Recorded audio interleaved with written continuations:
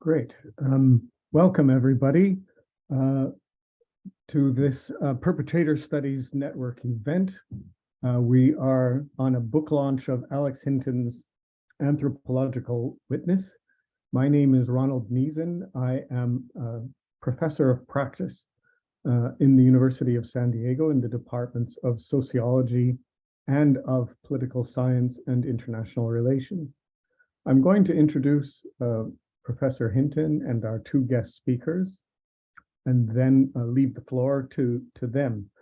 Very briefly, Alex Hinton is Distinguished Professor of Anthropology and Director of the Center for the Study of Genocide and Human Rights at Rutgers University. He is also the UNESCO Chair on Genocide Prevention. He's an anthropologist with a research focus on a lot of very disturbing topics. These include genocide and mass violence and extremism, but he also studies their remedies in traditional justice and human rights, critically, of course. He's written several books on the Cambodian genocide, the most recent of which we are giving our attention to today, Anthropological Witness, which recounts his experience as an expert witness at the Khmer Rouge trial in 2016. We're then going to give the floor to Sabah Carrim, who is a teaching professional at Texas State University. She has a PhD in genocide studies and prevention at the University of Malaysia, where she did her thesis on atrocities of the Khmer Rouge era. But her career has straddled, it's straddled creative nonfiction with a good solid dose of fiction, as well as some very excellent academic publications. So she is an example of one of these people who is very versatile in the way they talk about these difficult subjects. Her publications include two novels based on her experience growing up in her native Mauritius.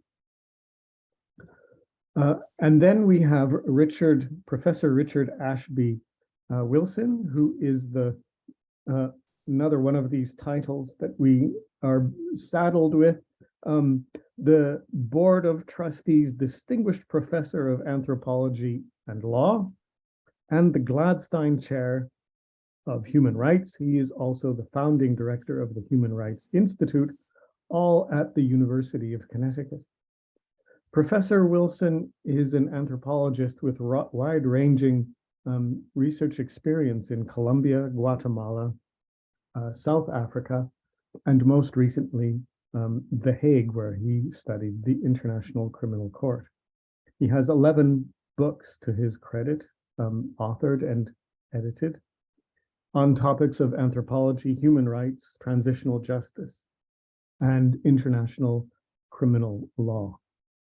I'm going to give the floor now to Professor Alex Hinton to talk about his wonderful book, Anthropological Witness. Professor Hinton. Yeah, thanks so much. And I should just note that Professor Niezen, as well, is a distinguished professor. And then you mentioned writing on these topics. You've also written on so many of these topics, as have other colleagues on the panel. And also I see familiar names and faces.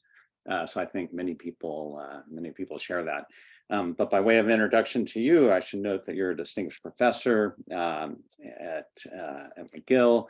Have written many books, including topics like human rights law. You have a forthcoming novel. Anyways, maybe someone could put your bio as well into the chat, because we should introduce you as well. Thank you so much. Yeah. Anyway, so thank you all for coming. I'm going to talk for about 10 to 12 minutes, something like that, and I will stop if I need to midway through. I'm going to share a PowerPoint, if all goes well. There, I think. Okay, yeah. Anyway, so To begin, I just again want to thank Tim and Suzanne for creating this remarkable, as we're now saying, institution in the field of perpetrator studies with all of these amazing book launches that have taken place. And I think there's a lot of work that goes on with that. And so again, I just want to foreground that and thank you. And again, thanks, many thanks to our distinguished discussants and moderator, Sabah, Ron, and Richard. I really appreciate all of you, taking the time out from your different time zones all over the world to come and be here today. And thanks to everyone as well who's joining us. I want to, again, since I know almost all of you are familiar with the background of the Khmer Rouge, but sometimes there's students who join in who aren't familiar. So I just want to very briefly provide a bit of background. The Cambodian genocide took place from 1975 to 1979. At the time, Pol Pot and his Khmer Rouge colleagues, including brother number 2 Nguyen Gia, oversaw they were a Maoist group. They initiated a number of Marxist-Leninist policies, trying to catapult Cambodia into socialist utopia. While demographics, nobody knows for sure about the numbers, maybe a quarter of the population perished by the time they were toppled in 1979. Then, because of geopolitics, it took until 2003 for there to be, and also domestic politics, for an agreement to be signed to hold the surviving leaders accountable. Pol Pot had died by that time, so brother number 2 Nguyen Gia was the most senior living senior colleague at the time within the Khmer Rouge. So basically, there weren't a lot of cases, which was a point of controversy. The first one was Doik, the head of the tool slaying S21 torture and interrogation center. He went on trial in 2009. A couple of years later, case 2 started, and it began with 4 defendants. By the time we got to the end, 2 of them had died. Nguyen Gia and Khieu Samphan were convicted before the appeals were held. Nguyen Gia died, and then just in the fall of this year, Khieu Samphan, his trial finally ended, and he lost his appeals for the most part. So this is the tribunal I'm going to be talking about, and that provides a bit of background.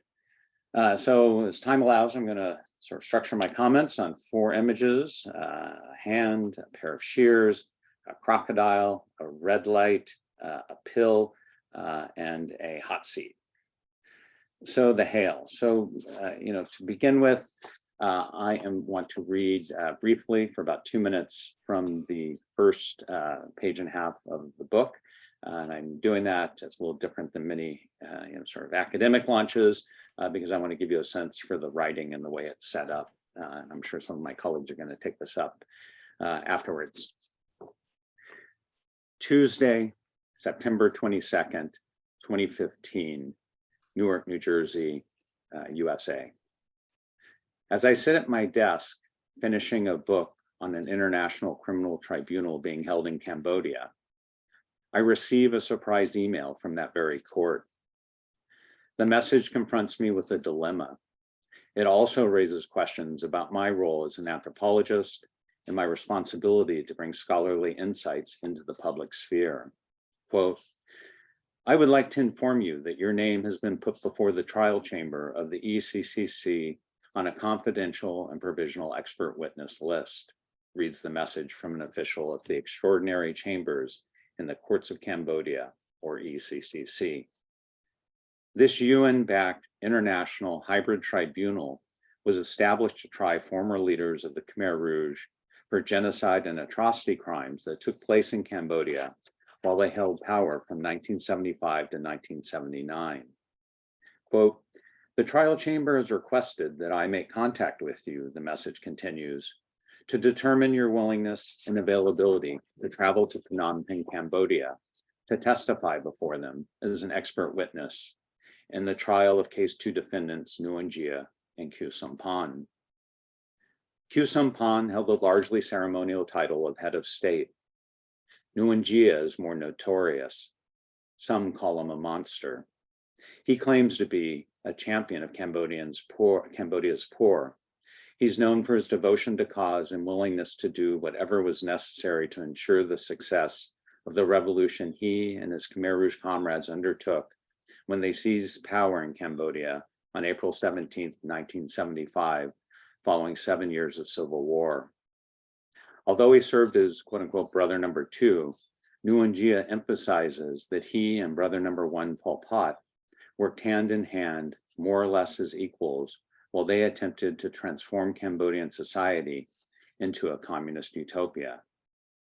By the time they were toppled on January 6, 1979, the DK regime had implemented policies resulting in the deaths of around a quarter of Cambodia's 8 million inhabitants.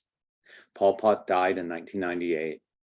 Nguyen Gia is the most senior leader left alive to stand trial for the group's crimes.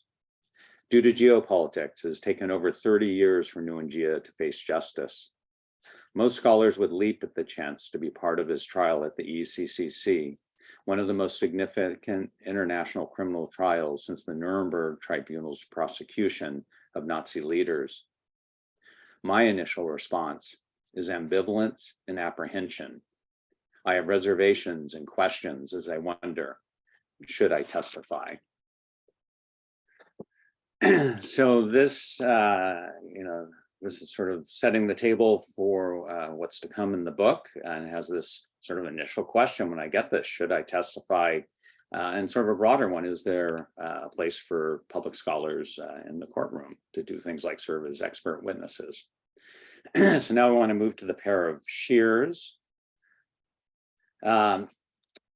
So at the time, sort of if we go back to previous people who've been invited to testify, one, Henri Rousseau, is famous for having turned down the opportunity to testify at a Holocaust-related tribunal.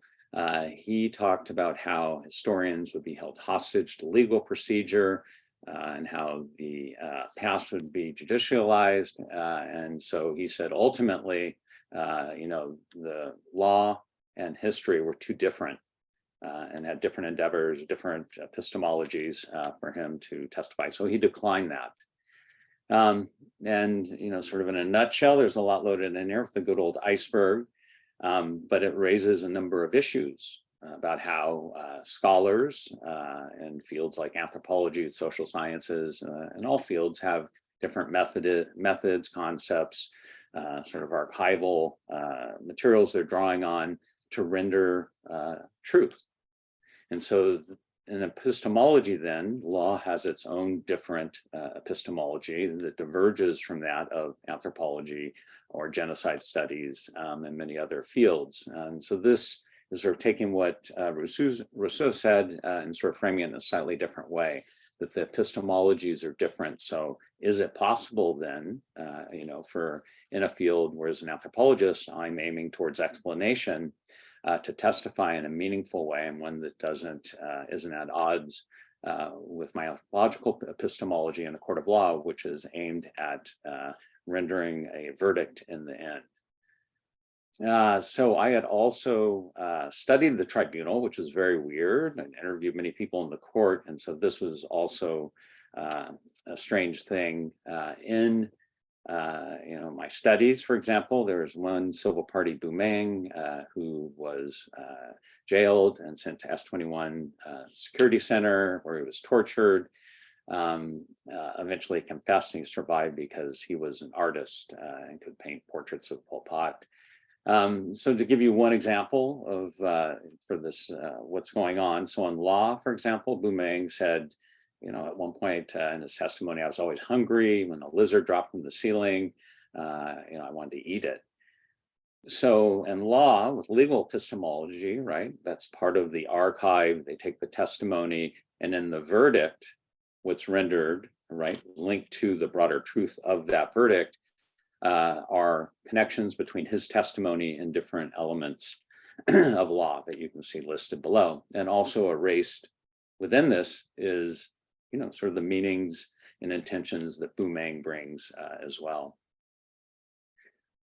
So moving forward, since I have about a couple minutes left, this decision, should I testify? I sometimes think of it as pharmacon, to bring up that old Derrida concept that goes back to Phaedrus and the story that's told of Thamus and Thoth, who gives the gift of writing. And now with the new chatbot issues, it kind of is something that actually has more relevance now in terms of AI and technology. But at the time, he said, here's the gift of writing. This is great. And then Thamus said, well, there's some problems, because now people won't be able to remember, and their minds will sort of decline. And again, there are a lot of sort of connections. I'm actually going to teach this and do chat GMT as well, sort of connected into it. But the basic idea is there's this duality. So if you think of a pill, it's both a form of poison and it's something that cures. So it maintains this quality, both of the qualities, and the same is true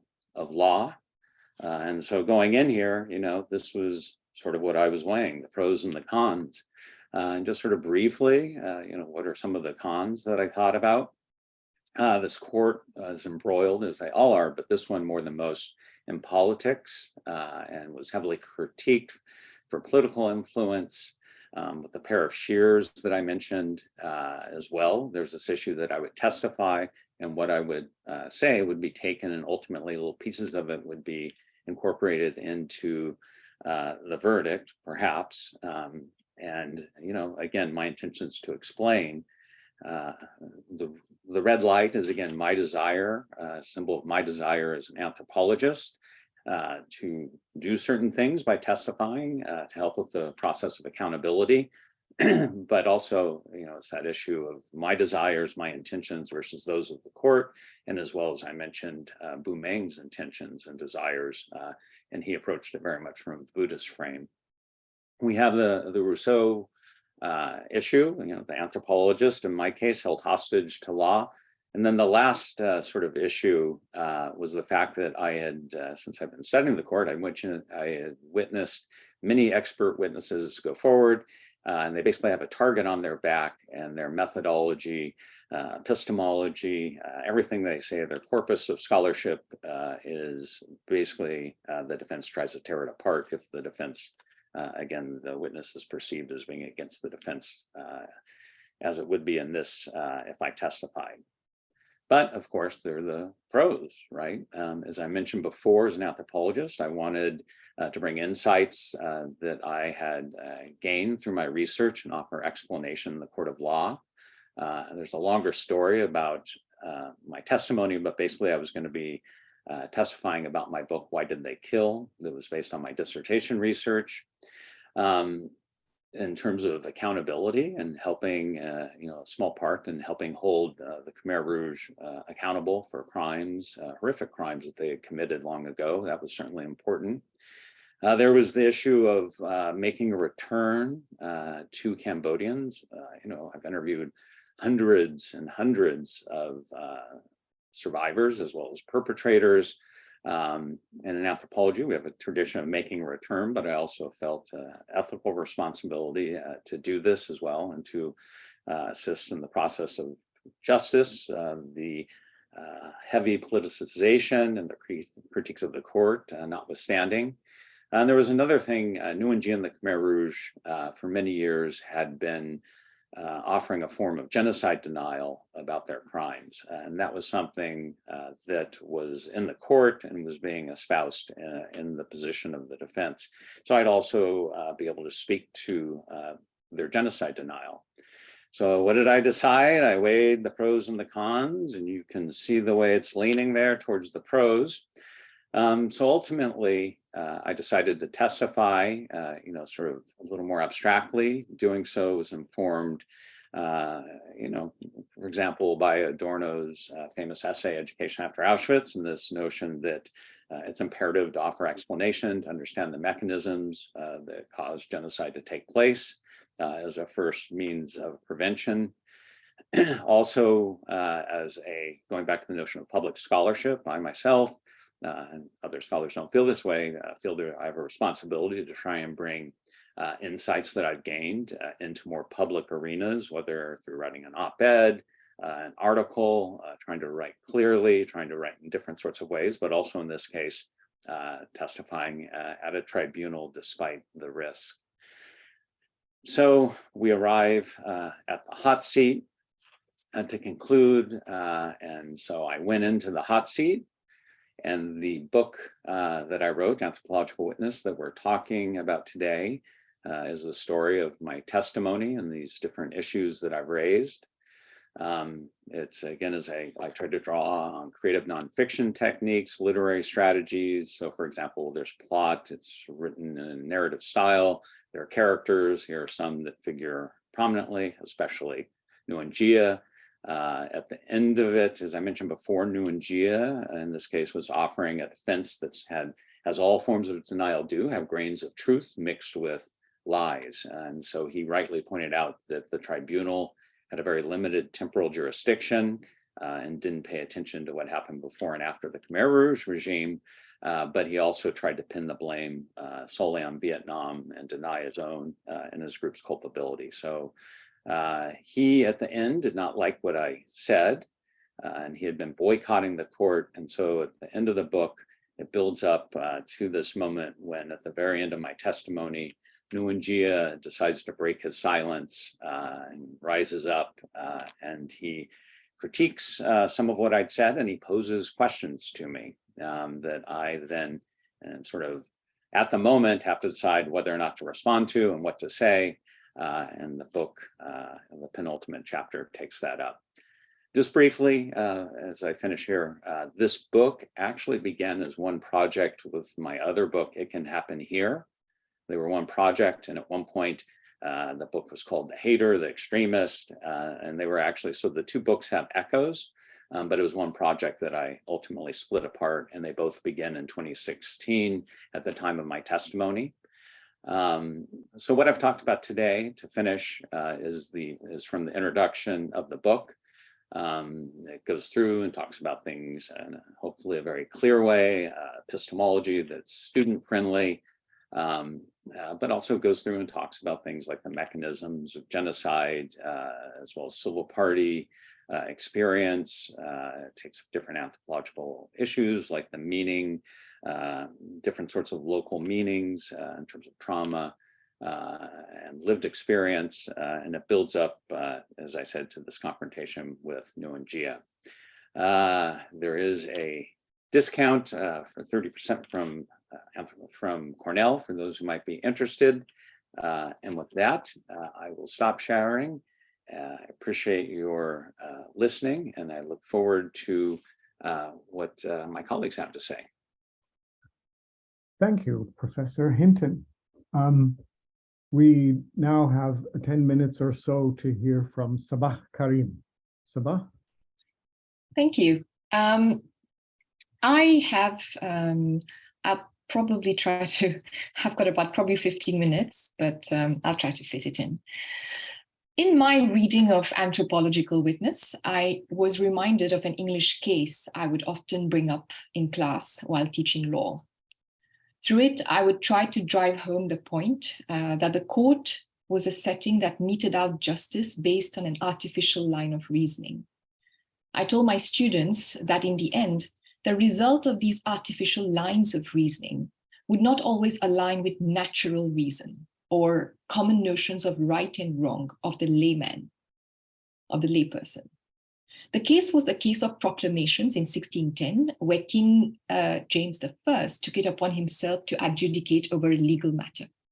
It was Chief Justice Edward Coke who stopped him in his tracks, saying, I quote, "His Majesty was not learned in the laws of the realm of England, and causes which concern his subjects are not to be decided by natural reason, but by artificial reason and judgment of law."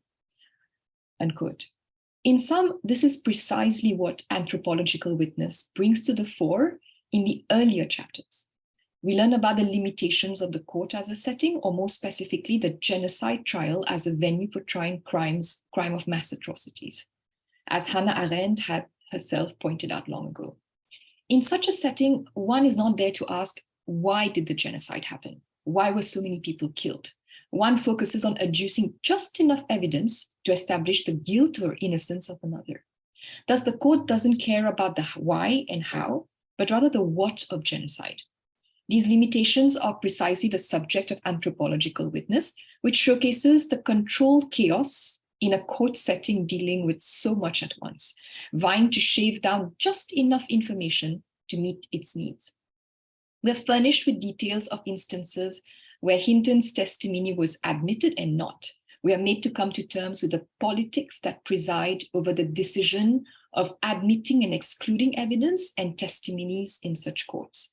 For instance, it wasn't enough for Hinton to have spent years in Cambodia researching the Pol Pot regime and interviewing survivors and their families. It wasn't enough for him to have the qualifications he did or to be an anthropologist. His expertise in the court setting of the ECCC was being put into question at every juncture in what we now recognize as the legal technique of rupture. He was also called out for using the term genocide, which within a legal field, a court setting, has its own definition. Rupture, sadly, is, among other things, all about redirecting attention on legal rules or the observance of court procedures, on confusing and destabilizing the witness, on questioning whether one's license to practice is valid or not. And as much as some of these questions may be legitimate, it's disconcerting, to say the least, to watch resources, that is time and money, being spent towards these ends when they could have been channeled into dealing with the substance of the trial itself, the genocide. Amid these politics of exclusion in a court setting, amid these epistemological limitations that Hinton points out in Anthropological Witness, we're ironically reminded of the genesis of a genocide, which at the crux is itself based on the politics of exclusion. It is worth reflecting what every institution, every system does in seeking to assert its rule over individuals and people, how notions of justice are themselves relative to the system in place. A genocidal regime has its own concept of justice, as does a tribunal set up to try génocidaires, where in each context, so much, if not everything, is about figuring out who is in and who is out, who is validated and who is invalidated, who therefore, to use Michel Foucault's terminology, deserves to be disciplined and punished. Understanding this can make one be more sensitive to the narrow scope of a genocide tribunal in dealing with mass atrocities. What an uncanny scenario where a regime is being tried for excluding people, canceling them, by another regime, another system that has its own restricted and unforgiving definitions of who is admitted and who is not. In the face of such limitations, my reading of Anthropological Witness made me reflect on the various formulae beyond genocide trials. It is no wonder then that alternative means of meting out justice have now gained currency, one of them being Truth and Reconciliation Commissions. But within the context of the court itself, we may also note how it has been tailored to meet the increasingly recognized need of dealing with more complex material. Thus, another recent innovation, another phenomenon, is the increasing flexibility in the conduct of genocide trials, including its hybridization. As I've said all the while, Anthropological Witness in the earlier chapters sets the context for exploring the limitations of the trial as a venue for assessing mass atrocities. As Arendt once said, the purpose of the trial is to render justice and nothing else. Hence, it is not even a place for lengthy, convoluted, and nuanced academic explanations. The trial may come off seeming a place of absolutes, absolute yeses and absolute nos. The question I often mull over is that as the notion of variance and complexity, nuance and ambiguity are growing in popularity and bleeding more and more intensely into our understanding of mass atrocities, what will become of the genocide trial that is growingly going to seem inadequate, obsolete, and limited? Should we divert our energy into looking into alternative means and measures of dealing with mass atrocities? Or should we advocate a relaxing of further rules governing the conduct of trials? Perhaps even a way to avoid any tactics of distraction and rupture. I also wonder about the question in view of my current research on the admissibility of genetic research and neuroscience as defenses in genocide trials, where within those fields of knowledge, questions that form the fundamentals of the judicial process, such as intention or mens rea, have already been relegated to the status of folk psychology. In other words, intention or mens rea amid contemporary scholarship is acknowledged as a legal fiction just about necessary to keep the system in place. Now, despite everything I've just said, my exegesis of the later chapters in Anthropological Witness led me to a different conclusion. I realized that this work sought to reclaim the anthropologist or anthropology itself within the obvious constraints of the legal or juridical system in genocide trials.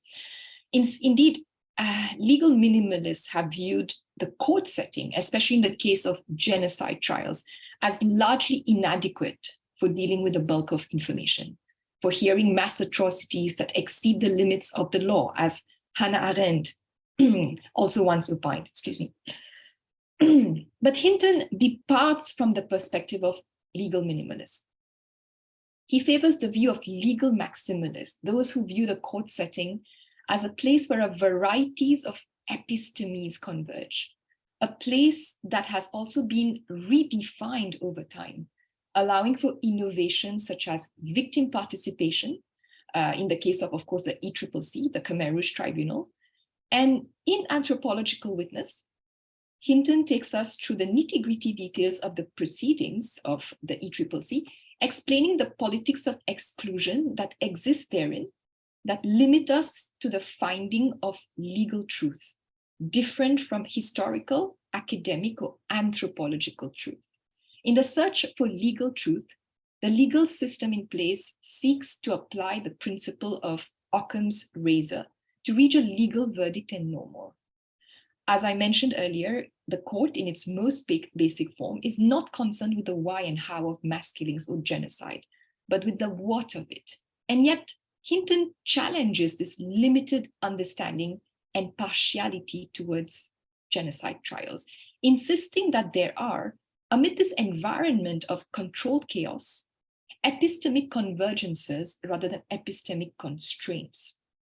In simpler words, Hinton avers that we're not truly limited to the finding of legal truths, but other truths essential to understanding the why, how, and what of a genocide. In the end, the scope of what is discussed and brought up in courts is wider than what was done at the time of Hannah Arendt when she pronounced herself on the matter. Modifications made to genocide trials today, to the court proceedings, have enabled this.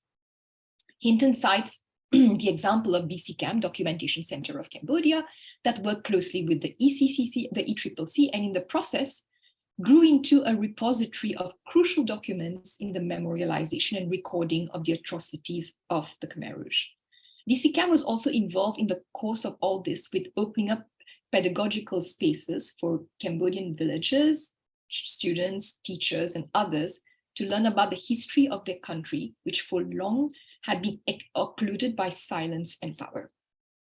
What I find laudable about not just Anthropological Witness, but all of Hinton's work that I've read so far, is that there is a tendency to lay emphasis on the multiple.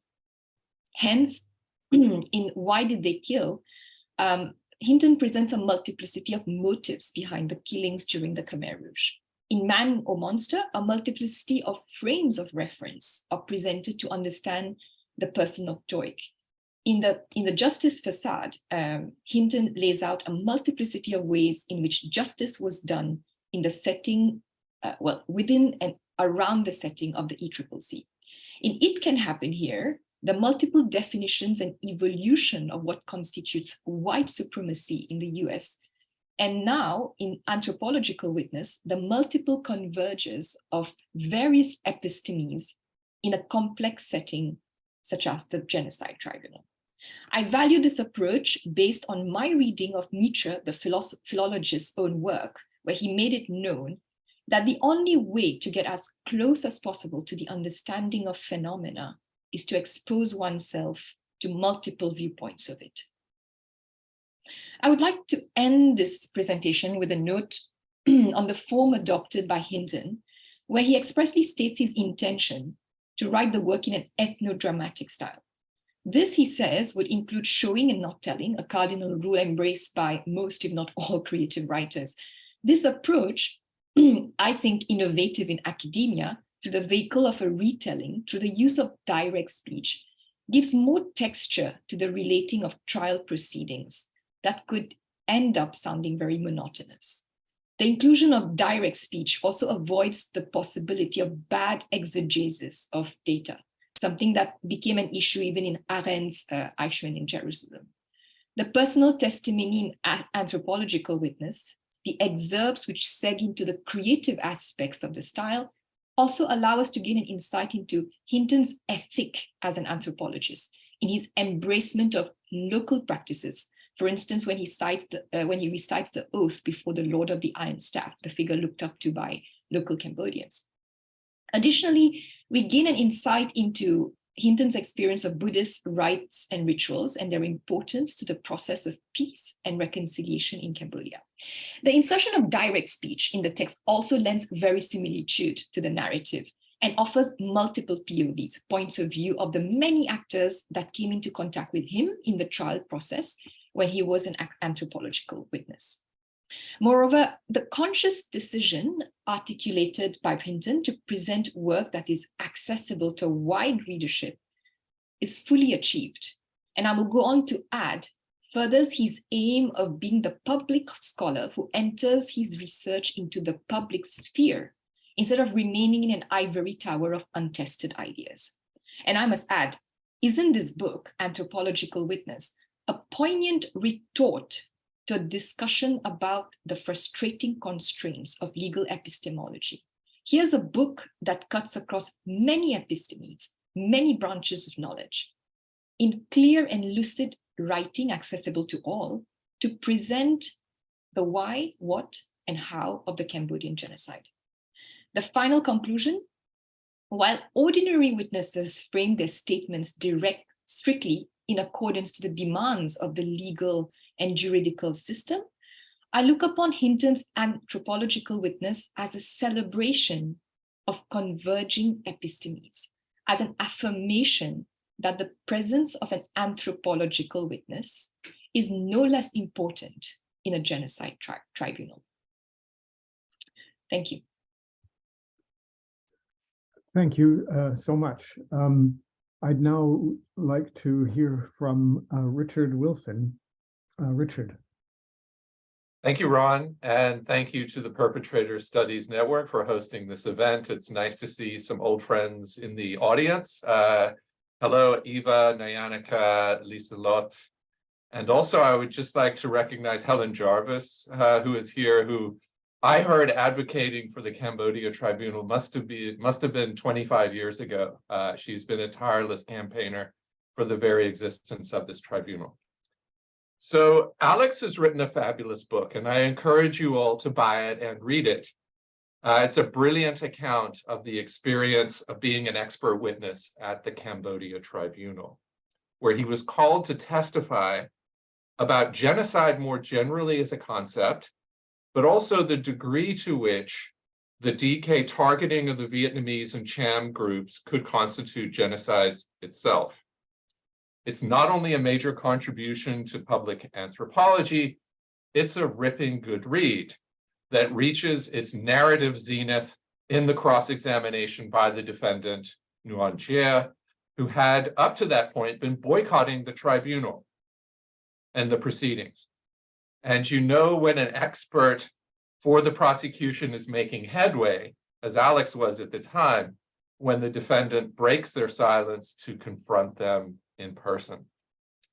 There's much to admire about the text. Alex goes beyond the tired contrast between law and anthropology, or law and social science. He explores the middle ground, the convergences, the overlapping approach to case studies, to narrative.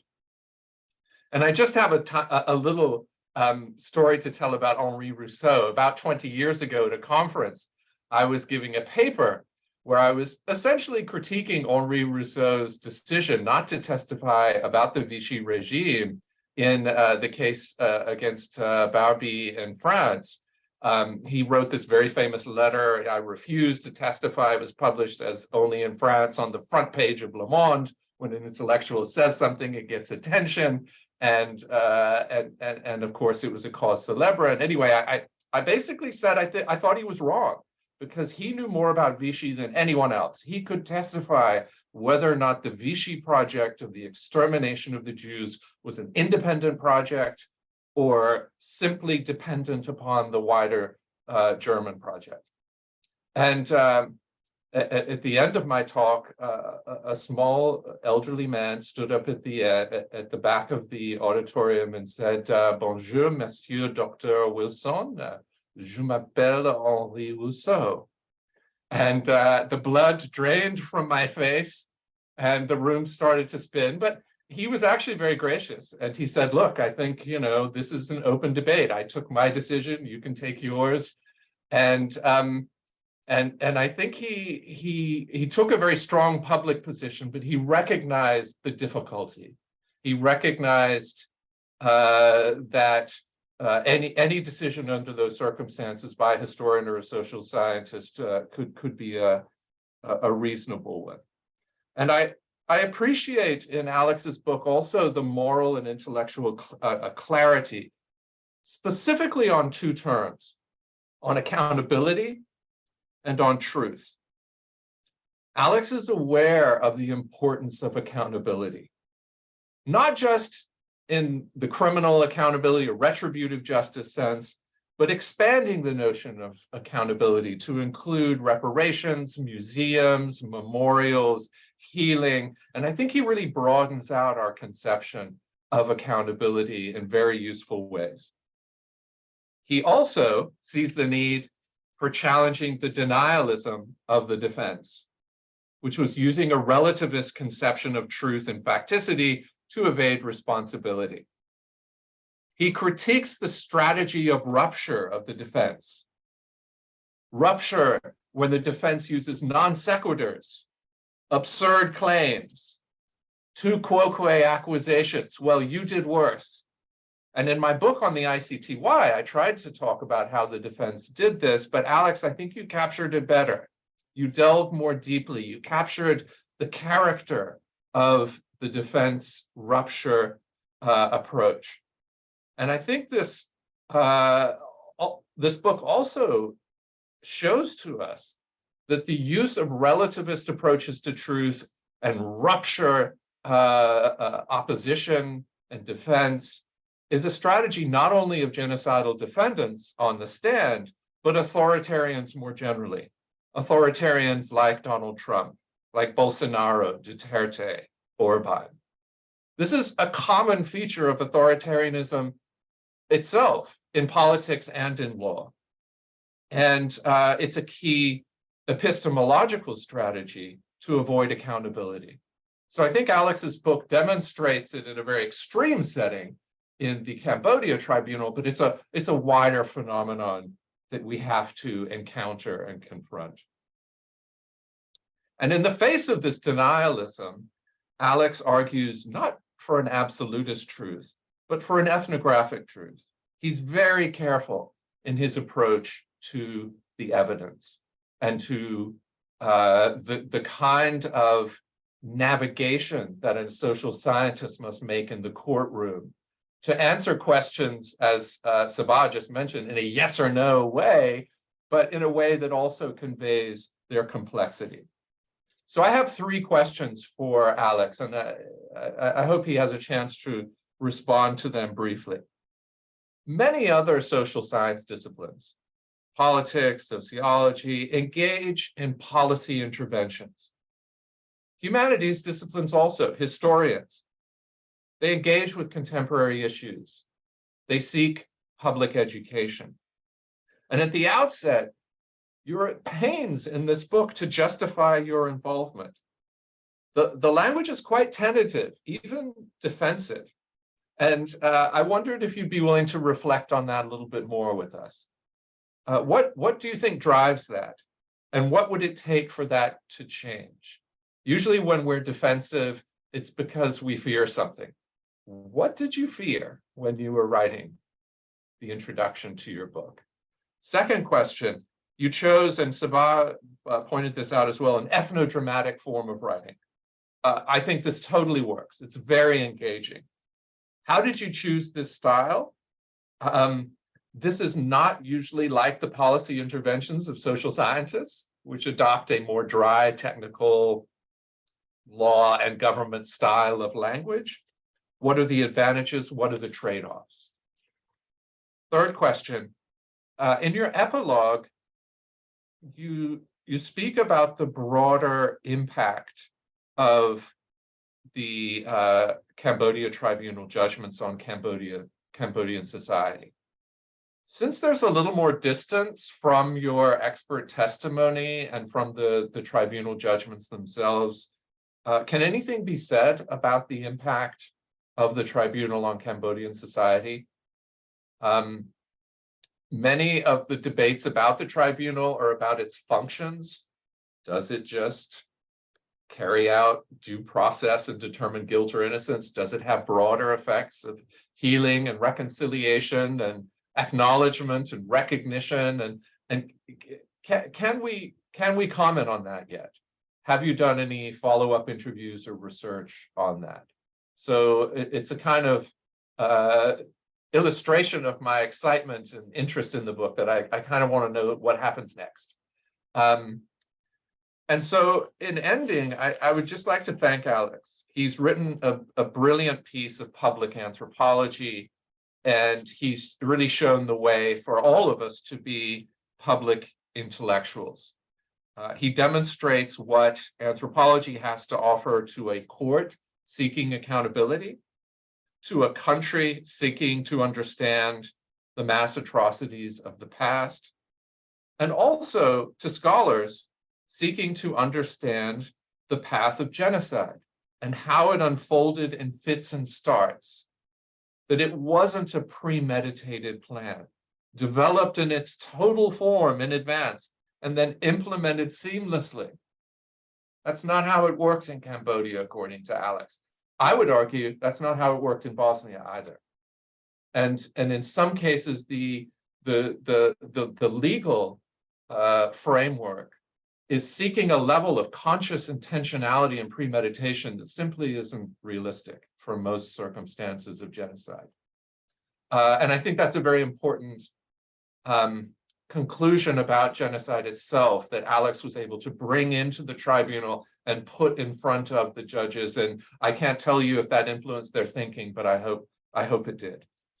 I think also I want to thank Alex because he shows what a commitment to a public anthropology can offer the world, but also what it can offer anthropology.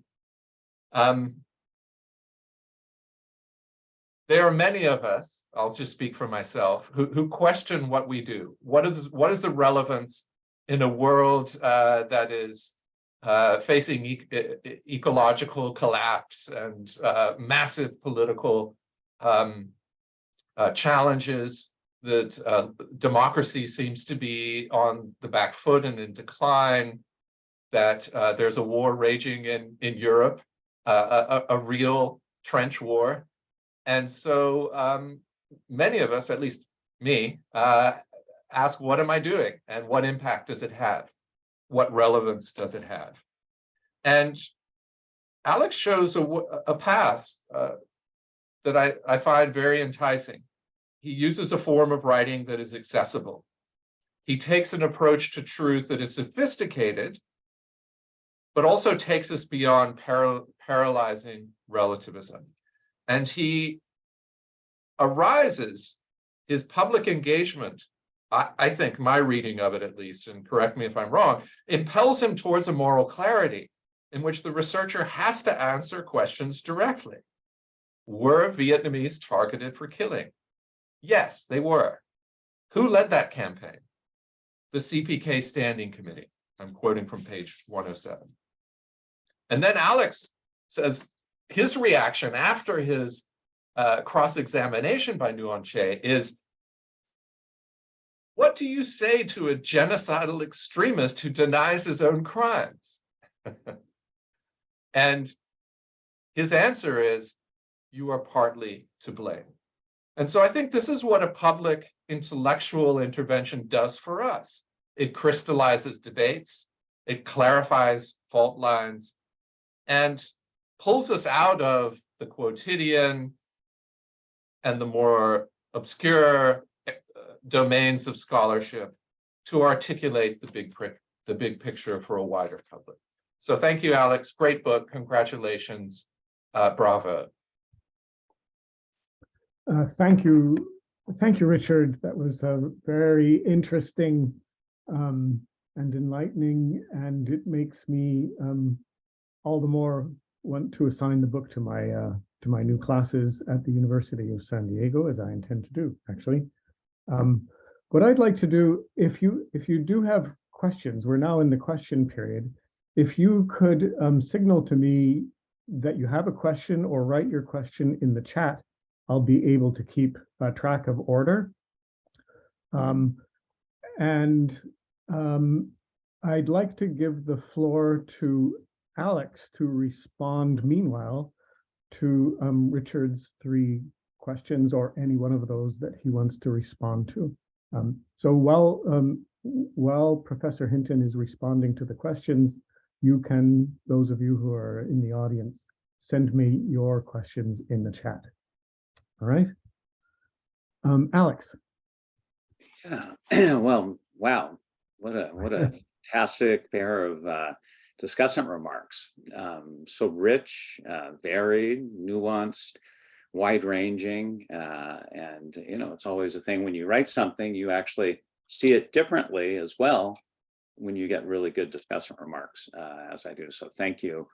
And Ron, feel free to jump in there if you have a few remarks as well. Don't hesitate. I'm more interested in hearing all of your voices than my own voice. So, anyways, to go to these 3 questions, maybe starting in reverse order in terms of impact. This is a big sort of issue. People always wonder about this at the court. Everyone's talking about legacy, which is often one of the ways. There's a term I really don't like, which is called residuals. Residue. That's not a good term, but it's a term that also circulates, unfortunately. And so people are talking about this, debating about it. At one point, Sabah mentioned DCCAM's genocide education. Helen has been involved in many ways with different initiatives. So there's a lot going on to try and, have this be something that doesn't fade away. And I'm also hoping myself that people innovate using the internet, TikTok videos, different things like that. And I've heard rumor that might happen. So the knowledge keeps being produced in different ways that are accessible in snippets, but also in-depth training. Have this taught in the schools. So I think, the legacy will be enduring. Like all tribunals, it's not as if everybody gets up in the morning and rushes to go to the ECCC webpage to see what's new, right? They have their own lives. People are busy. They have other concerns. But this is also something that's important. And people know about, actually, Tim did a study, I believe it was in 2018. Is that right, Tim? That sort of went out, and people were really eager and often jump in and critique the court. But his study was important in saying, look, this had an impact on people. It was meaningful. I know DCCAM has done a study as well, as have others. Helen has been working on this from the very beginning, and no doubt has a lot to say.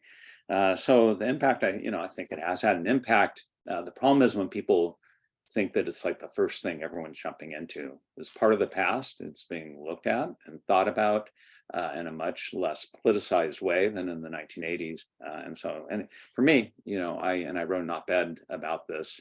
I think it's done a good job and did have an impact.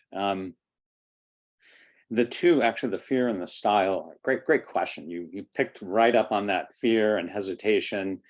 And, so our training is, critique, right? There's this weird way where as scholars, we're trained to critique and unpack and sort of parse apart things to critique certain renderings of the truth.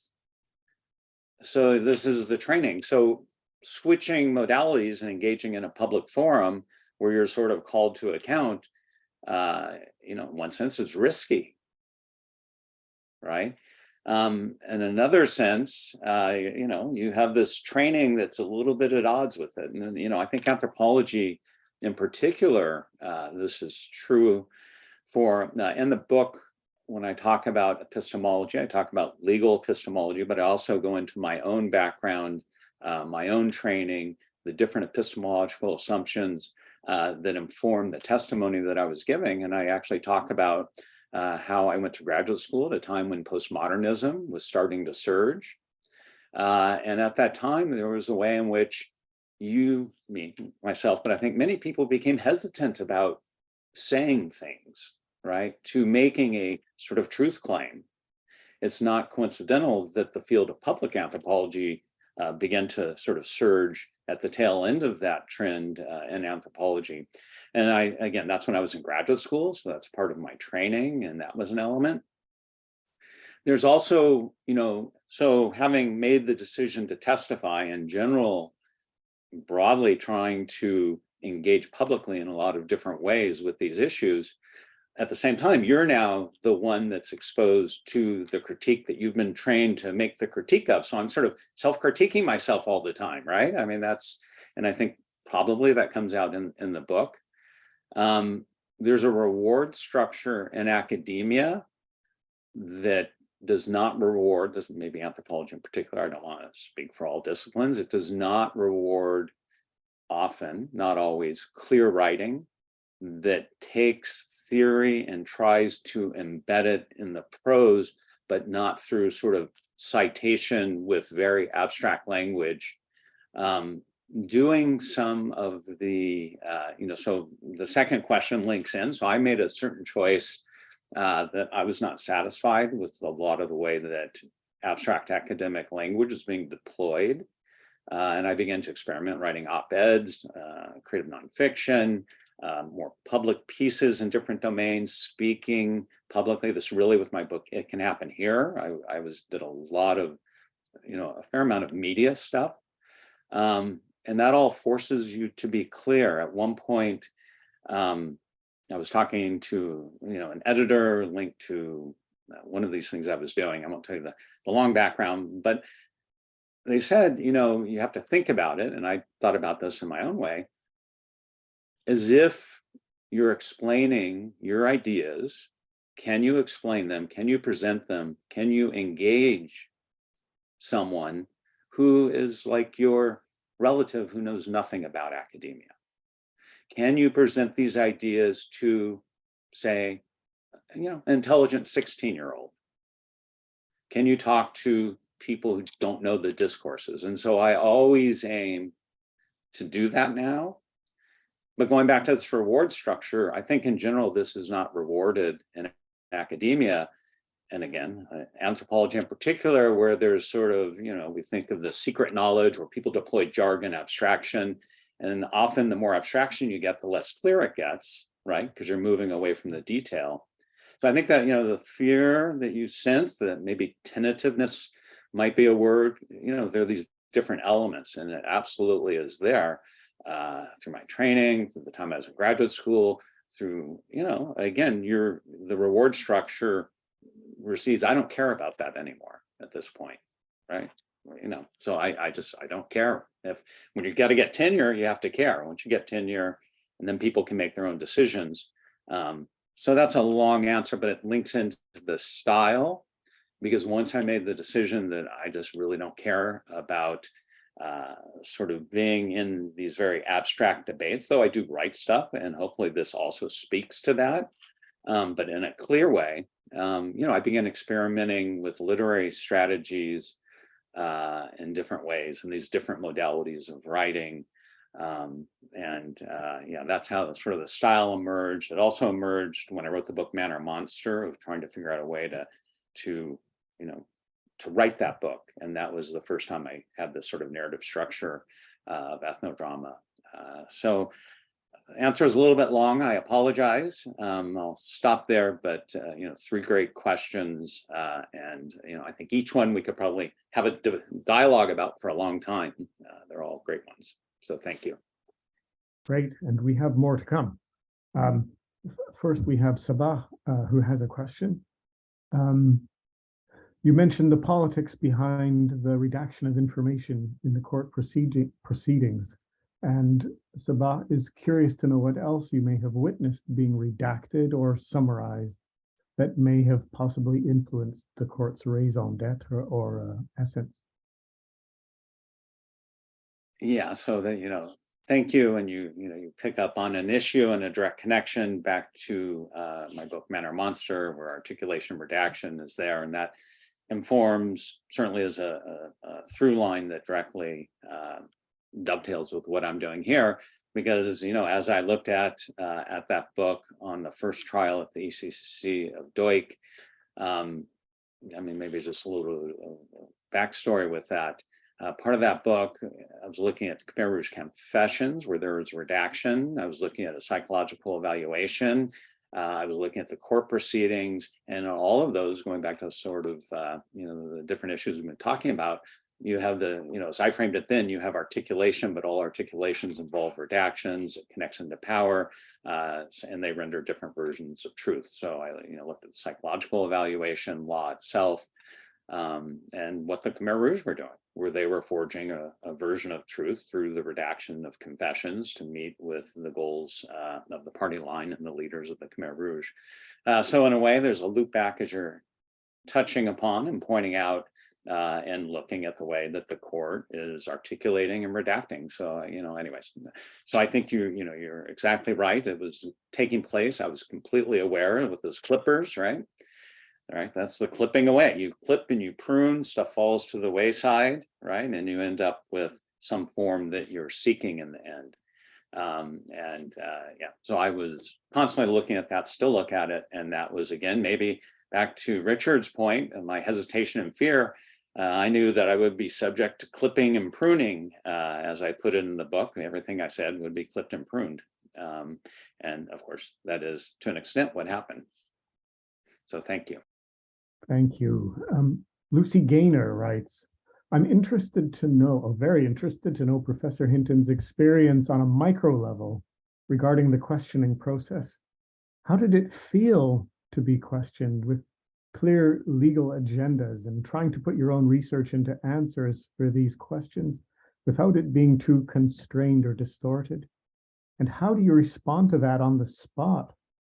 I'm wondering not just cross-examination, but even allegedly friendly questions by the party that calls the expert. Wow, yeah, great, another great question. And it's one that actually, in the book, if you read the book, it gets into this because it's written in this narrative form, moving through time, through the question and answer, as Bob pointed out, through direct speech, first person voice, and it's sort of, I myself have, of course, articulated the book in a certain way and wasn't able to cover a lot of things. I wanted to have a short book. But the sort of bottom line is, it's, I don't want to say excruciating, but it is extremely stressful experience. You have no idea what's coming your way. I mean, I had more idea probably than most because I studied the court. And I also knew how to navigate. I use the metaphor, the old Bourdieu metaphor of the field, right? Where you're all contestants, there's certain rules and everyone's negotiating. And that's part of that leeway that gives you agency to act within that. And that's what it was like. I anticipated things, but really just no idea what questions were coming. And then on the spot, you have to respond. That's not easy. And it sort of culminates with this exchange with Nguyen Gia, where first of all, I had no idea who was going to come up and suddenly comment and try and critique what I'd said. But then at the end, he goes, oh, and I have questions. And so suddenly at the very end of the testimony, I'm being questioned, interrogated by the accused. And that was, an extraordinary amount of pressure at that time. So when it ended and I got up out of the witness stand, I felt an enormous sense of relief. I was also glad that I'd done this, but it's a 3.5 days of grinding, grueling process, not easy. And there was no, sometimes as an expert, you give a statement and then you testify about it. There was no statement. So everything was sort of live. And there also had been these debates about my testimony that I didn't know about. So there's sort of discussions going on before you take the stand. So hopefully that as well, that tension and that feeling of sort of not knowing what's coming, but also, being able to navigate. I knew, about Cambodia and different conventions, and I was very respectful, as I think everyone should be, to the court in general and to everyone there, which is in keeping with sort of Cambodian conventions. I think some people don't do that. I referred to people very formally. I swore an oath to the Lord of the Iron Staff, as well as took a secular oath. I politely greeted everyone in the court. And I think in the end, that also helped. I think that the judges, especially the Cambodian judges, were glad to see someone sort of respecting Cambodian traditions. And, as I point out, at one point, there was a moment when a defense lawyer said, Your Honor, look, he's answering, they're too long. I have to get through my questions. Please be short. And the judge paused, the Cambodian president of the court, and said, we want to hear what he has to say. And so basically, that was a big moment because and it wasn't determined, but I got out of this sort of possibility where I'd have to say yes, no, give really short answers. And suddenly I could speak for a few minutes, even in a courtroom, which is a lot of time. So it was all negotiation, unpredictable. You never knew what was going to happen. And those defense lawyers are tricky. They're crafty and they're really good at what they do, and that strategy of rupture is effective in many ways. So, but I did have this one advantage that I knew a lot about the court, and, that helped. And this strategy of rupture I've seen in the ICC, where the defense lawyer will insist that the witness answer yes or no to all of their questions. Answer only yes or no, only yes or no. I have a question that follows from that, and I want to insert it very briefly because we have two others that follow. But I think it's an important one for people who are doing genocide research. And among the people who are doing online investigations, there is an awareness of the vicarious trauma that follows from witnessing genocidal or violent events again and again. And I'm wondering about the process of writing and being yourself a witness, and how you deal with the difficult emotions that you've sustained, like through a career, revisiting a genocide. How do you have strategies for it? Do you face the difficulty of the subject matter? How do you deal with it? Yeah, thank you. That's another really thought-provoking, interesting, and important question. And it's also, coincidentally, you tie into the book that, beforehand we were talking about. I have another book called Perpetrators that's co-written with Tony Robbins, and we have there's 3 sections. It's called Perpetrators, Guide to, I'm blanking on the subtitle, Guide to Humanity's Dark Side, I think. Don't quote me on that. Anyways, Perpetrators, but there are 3 sections. The first one's on interviewing perpetrators, and we each have a chapter about our experiences. He works in Argentina. The last chapter is about writing and talks about writing strategies, but the middle one is about dreaming. And it's all about, and we actually are different in this way. It's an entree of talking about dreams and also the impact of doing this research on the researcher. And I actually talk sort of metaphorically moving through the through line through my three chapters.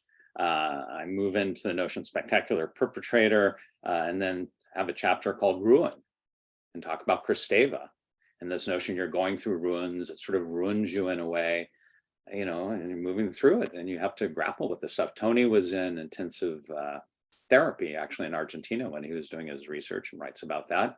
I wasn't, so I just had my dreams.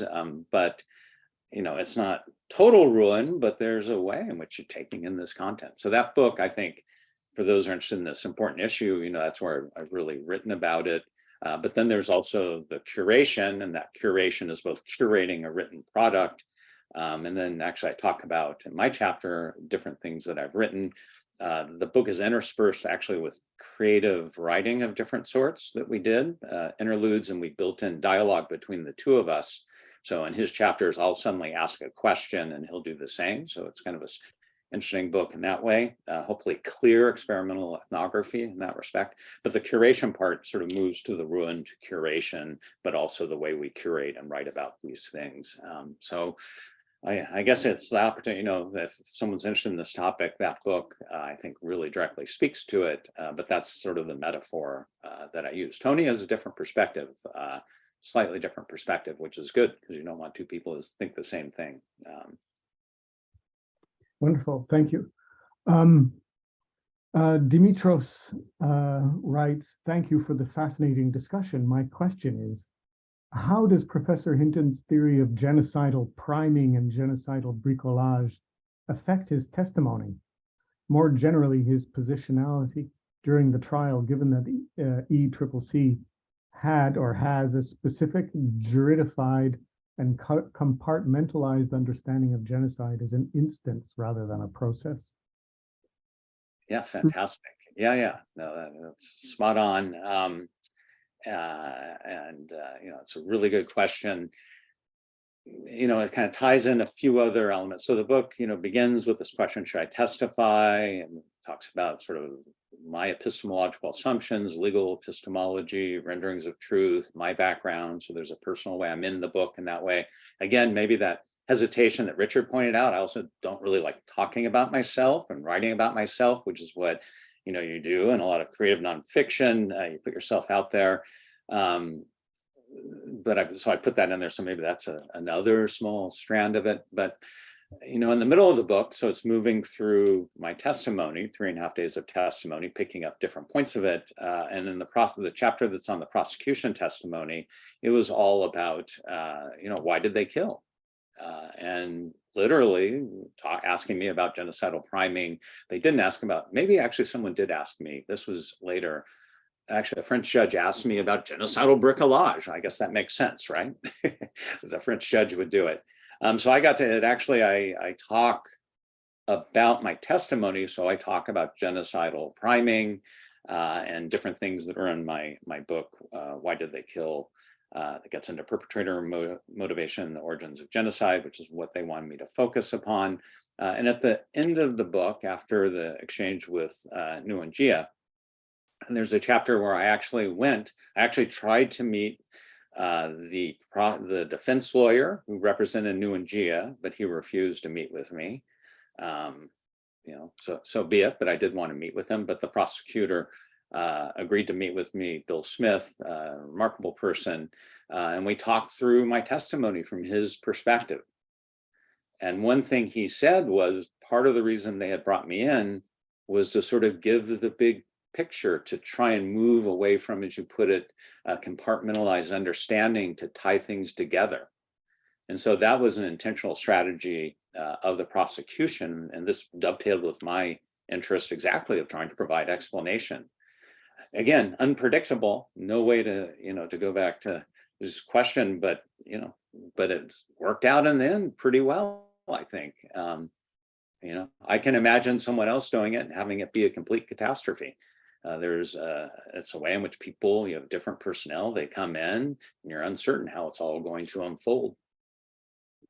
We have 2 more questions up, and I hope we have time for them. Eva Vukazic asks, thank you for the great talk. You briefly touched upon the specifics of the ECCC and its politicization, for example, as something that influenced your thinking. And naturally, would your thinking be different about testifying at some other court, international or domestic?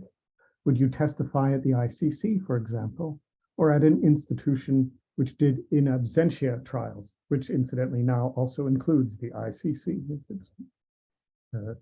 It's thinking about doing those in absentia trials. Yeah, that's really interesting. Going back to the sort of accountability issue that Richard raised, so I would, for myself and the sort of public engagements that I'm committed to, I would definitely testify at other tribunals, but only if I had something to bring to the table. I wouldn't do it for the sake of doing it, but absolutely I would do it. All these tribunals, and looking at all the distinguished people here, both on the panel, but also in the audience, they've studied these things, right? It's through and through politics. There's no way to avoid it, and they're political to greater and lesser degrees. And then bottom line in the end was a fair trial held. And I think the ECCC was successful in that regard. So, I stand as a critical supporter, going back to that sort of, as academics, we critique it. I wrote a book, The Justice Facade, that sort of tells you something about a heavy critique of the court. That's about how it erases. There's a lot of dissonance with local understandings of what's going on. So, I've written about that. I actually thought the defense team was going to ask me more about this, but I guess when they decided the purview of my testimony, they erased my later research and wanted to focus in on my early research. So I couldn't speak to that. So yeah, but I was totally aware of it, and weighing the pros and cons, right? I was on the con side, all the politics and stepping into it. And again, they're scholars who don't want to be embroiled in heavily political things that, again, clearly it was being used by the government as, and victor's justice, right? All these tribunals tend to be enmeshed with that in their politics. So you got to make your decision. And mine ultimately was, for the sake of explanation, giving something back, contributing to the process of accountability. All those things outweighed the risk and shortcomings of the tribunal. But absolutely, I encourage everyone to not make, Henri Berceau, if you ever view this video, but I would encourage everyone not to do what he did, but to be aware of the issues that he raised, which are absolutely critical. And as well, Richard mentioned his work on this, groundbreaking work on expert testimony as well, that raises a lot of these issues. And there, anyways. Ron, you've done this as well. Sabah's done this. Tim's done this. Everyone here and in the audience, many people have delved into these issues. But it's a choice, and some people don't like the choice. And sort of going back, as well to the earlier question about sort of what's it like. It's risky, right? It's easy to. I don't want to say it's easy, but you're in the classroom.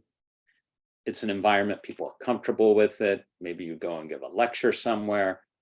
That's all fairly, it can be anxiety producing, but it's compared to testifying in a tribunal, that's all nothing. It's a completely different context. And, you're under the spotlight, it's being recorded. You can say something in a lecture, now it'll be recorded probably, but nobody really cares. But when it's recorded and live streamed, it's out there and there's no going back. Great, thank you. Nayanika Mukherjee thanks you for your book and asks, her question arises from the quandary about the nature of truth and witnessing, when genocidal contexts can become authoritarian forms of control, where survivors, this is the crucial part of her question, where survivors become part of the structures of power in post-genocidal contexts. Yeah, and of course I can think of the context that you're thinking of as well, but absolutely. And that was true at the ECCC. And this goes back to that hesitation question, right? The hesitation to get into it, and you got to make your decision, and we all do. And I decided to, step into it. But look, the Cambodian government dating back to 1979, bases its, and by the way, they were former Khmer Rouge, and so they had to create a narrative that of how the Khmer Rouge themselves split up, and there was this Pol Pot faction, and then there was the sort of good faction, socialist, but they created this narrative that was, you know, their legitimacy was based on overthrowing the Pol Pot faction, and they continue to use it to this day. They use the tribunal for that. And they also maintain control over, right, the tribunal and the different offices, a degree of control. I don't want to sound like it's all just puppeteer. That would be much overstated. And Helen, I'm sure, would point out that that's a vast overstatement. And she even worked in the victims unit at one point. But yeah, you know, that's part of the reality. And everyone should think that through deeply, but survivors are absolutely, and you actually have disputes between survivor groups, right? Where some say, you know, you're taking this politicized position that supports the government. I'm more with opposition. And so it's not, they're not a singular group. They also have infighting and different perspectives. Yeah, so like I say, in the end, you have to be aware of all of that. You got to make your decision. You know, my decision is, you know, it's going to testify. But if, you know, potentially there could have been certain situations in which I wouldn't have done that. Like if there were not fair trials being held, you know, I wouldn't have done it in that situation. But this court, in the end, right, had good, fair trial, lots of shortcomings, as I mentioned, but they did a good job. So good. Complicated question, and I know you've written about this and thought about this deeply. So, you know, I look around and there's so many people who've worked in different contexts here. We could go on and just have a conference, I think, and go on for hours. I think Tim and Suzanne would not be happy if we did that, though they would also have contributions to make to that conference. But yeah, thank you for the question. Great. I see no more questions, but a brief comment about the connection between this last question and my forthcoming novel, The Memory Seeker, which deals exactly with this issue in the largely in the aftermath of World War II, after the German occupation in the Netherlands, based upon family history. We think of the Netherlands as the epitome of the orderly, the rule-based, but in the aftermath of that German occupation, there was a moment of near anarchy and vigilante justice that isn't well known or documented. And I think we see these kinds of things everywhere, almost anywhere that the lid is lifted from an abusive, genocidal, or authoritarian regime that commits mass violence. I see no more questions on the chat. So it remains to me to thank you, Alex, so much for your presentation, your answers, and your book, and to hand it over to our hosts at the Perpetrator Studies Network.